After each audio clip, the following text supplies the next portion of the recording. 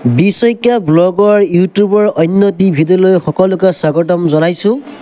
আশা কৰিছোঁ ভিডিঅ'টো শেষলৈকে চাব, পাৰিলে মোৰ চেনেলটো ছাবস্ক্ৰাইব কৰি দিব।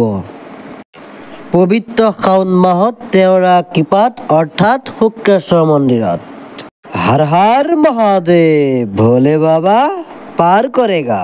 এয়া হৈছে গুৱাহাটী শুক্ৰেশ্বৰ দেৱালয়। অগণন ভক্তৰ পদাৰ্পণেৰে পৰিৱেশটো জীপাল কৰি ৰাখিছে। পবিত্ৰ শাওণ মাহত মহাদেৱৰ ভক্তসকলে শুক্ৰেশ্বৰ দেৱালয়ত মহাদেৱৰ ওচৰত সন্নাপন্ন হৈছে।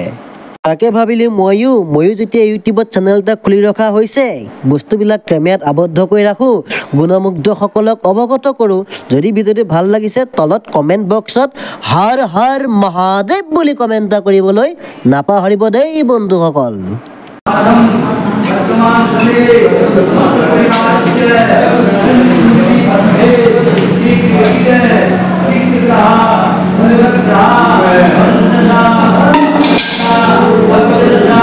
এটা কথা নকলেও নহ'ব, গাড়ী চলোৱা জীৱনত বন্ধুসকল মই কিন্তু কিছুমান নেদেখা বস্তু উপভোগ কৰিবলৈ পাওঁ, যিটো নেকি মোৰ কাৰণে কোনোপধ্যে সক্ষমেই নহয়। জীৱন দুদিনীয়া, আমিবিলাক হৈছোঁ খন্তেকীয়া। কাৰ লগত কেতিয়া কি হৈ যায় কোনেও ক'ব নোৱাৰে। গতিকে দুদিনীয়া জীৱনত আনৰ বেয়া চিন্তা নকৰি সৎ পথ বাছি লৈ আগুৱাই যোৱা, নহয় জানো বন্ধুসকল?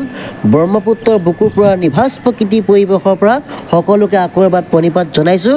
যদি ভিডিঅ'টো ভাল লাগে বন্ধুসকল লাইক কমেণ্ট কৰাটো কৰিবই, লগতে মোৰ চেনেলটো ছাবস্ক্ৰাইব কৰিবলৈ একেবাৰেই নাপাহৰিব বন্ধুসকল। বাৰু যি কি নহওক, ব্ৰহ্মপুত্ৰৰ কাষতেই থকা শুক্ৰেশ্বৰ দেৱালয়ত প্ৰণিপাত জনালোঁ। সকলোৱে ভাল হওক, ভাল সংস্কাৰ সংস্কৃতি লৈ পেলাই জীৱনটো আগবাঢ়ি যাওক।